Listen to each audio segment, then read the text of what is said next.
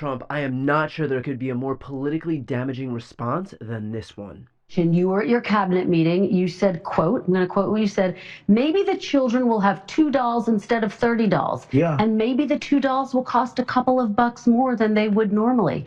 Are you saying that your tariffs will cause some prices to go up? No, I think the tariffs are going to be great for us because it's going to make us rich. But you said some dolls are going to cost more. Isn't that an acknowledgement that some prices will go up? I don't think a beautiful baby girl that's 11 years old needs to have 30 dolls. I think they can have 3 dolls or 4 dolls.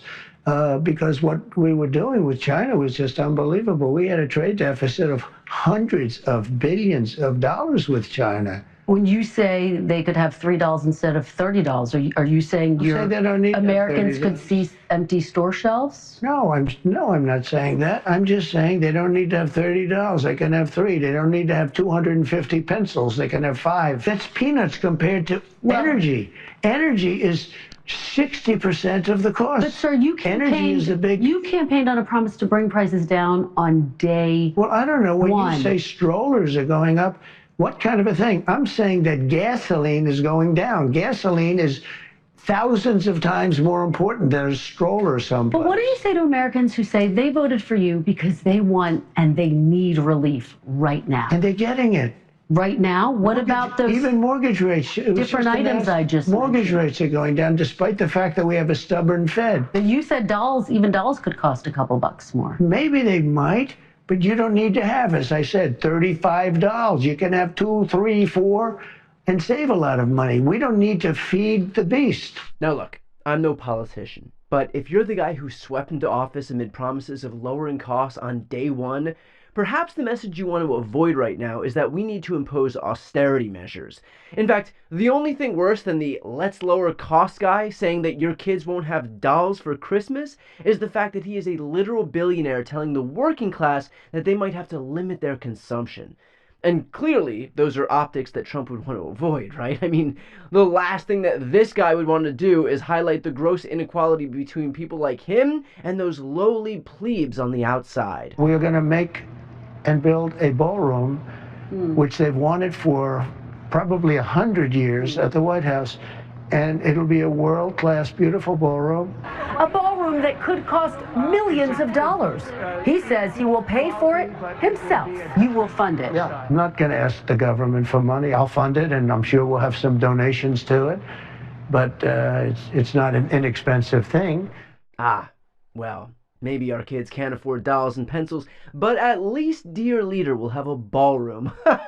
Phew. I got worried for a moment that our tax dollars wouldn't go toward making Donald Trump's life marginally more glamorous. In fact, why stop there? Hell, let's see how much more money he could spend on himself while telling the rest of us that the Christmas tree is going to be empty this year. The president also told me that next month he's planning a military parade celebrating the 250th anniversary of the U.S. Army that also falls on his 79th birthday. We're going to have a big, beautiful parade. A military parade? Yeah, sure. Okay. We're going to celebrate our military. We have the greatest military in the world. Tag? Do you People, peanuts compared to the value of doing it. We have the greatest missiles in the world. We have the greatest submarines in the world. We have the greatest army tanks in the world. We have the greatest weapons in the world. And we're going to celebrate it. Ah, yes. Peanuts compared to the value of doing it. To which I would ask, what might that value be? I mean, honestly, what possible benefit did the United States derive from allowing Donald Trump to publicly fillet himself by hosting a multi-million-dollar military parade on his birthday? Hey, perhaps Elon Musk could take a look at this when he finishes up handing his own companies million-dollar government contracts under the guise of rooting out waste, fraud, and abuse. I mean, my God, guys, do you not see what these people are doing? They come into office pretending, literally playing make-believe, that they're rooting out all of this wasteful spending at the hands of the evil communist Marxist Democrats. Trillions of dollars of savings, they promise, before ultimately landing on $63 billion in savings. All the while, somehow, Elon Musk's own companies benefit from all of these new government contracts and the elimination of the regulators who oversee his own businesses. Trump, too, promises that he's going to return fiscal responsibility to the government, something that's parroted by all these Republican lawmakers and senators. Finally, the adults would be back in charge. And yet, now we have to spend tens of millions of dollars to watch tanks roll down Pennsylvania Avenue like this is North Korea because Donald Trump has such small dick energy that he needs to overcompensate in the most obvious way possible. For these people, the government is a slush fund. They use it to enrich themselves while pretending that they're doing something virtuous, like saving you money, when they're not. Your costs will rise, and they will get richer. The only people that benefit here are Trump, Elon, and their wealthy donors. The rest of us get fucked, and Donald Trump expects a thank you. And you want to see just how stupid they think you all are amid all of this? When does it become the Trump economy? It partially is right now. And I really mean this. I think the good parts are the Trump economy and the bad parts are the Biden economy because he's done a terrible job. He did a terrible job on everything. Look, I'm a Democrat. That much is clear. But my earnest message to Trump supporters is this. Don't you see that he's mocking you? Don't you see that he thinks you're stupid? If a Democratic politician told me that he deserves my support because he is responsible for everything good that happens and yet not responsible for everything bad that happens, I would realize in an instant that I was being played for a fool. Donald Trump does not respect you, and he's making it abundantly clear. Do what he won't and have some respect for yourself. In the meantime, just remember that Donald Trump inherited the strongest economy in the world. He inherited a record high stock market. He inherited the lowest unemployment rate in half a century. All he had to do was sit back and do nothing. Go to the golf course every single day.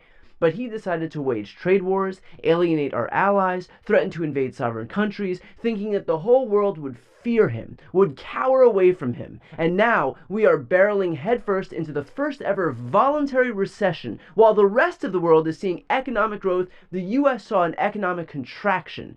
Donald Trump promised to lower costs, and yet costs are surging. And this is only the beginning. We're going to see empty shelves. We're going to see unaffordable goods. We're going to see food shortages, all while Donald Trump congratulates himself with military parades and galas at the White House. He pretended he was a working class champion, and instead we got Marie Antoinette. This isn't the fault of Joe Biden or Canada or Mexico or China or Denmark. The responsibility lies with one human being on this planet, and that person is Donald Trump.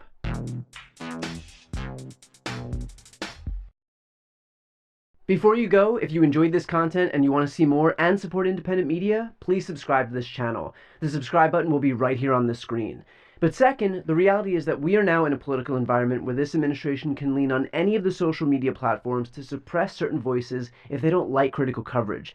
That means my longevity here is in the hands of a few tech billionaires who are already making it clear that they are willing to cater to this administration. To that end, signing up for my newsletter is a way for me to reach you directly if that ever becomes necessary. I'll put the link right here on the screen as well, so please sign up. It's free, but there's also an option to do a paid subscription if you'd like to support me and my team. I really appreciate it. Thanks so much for watching.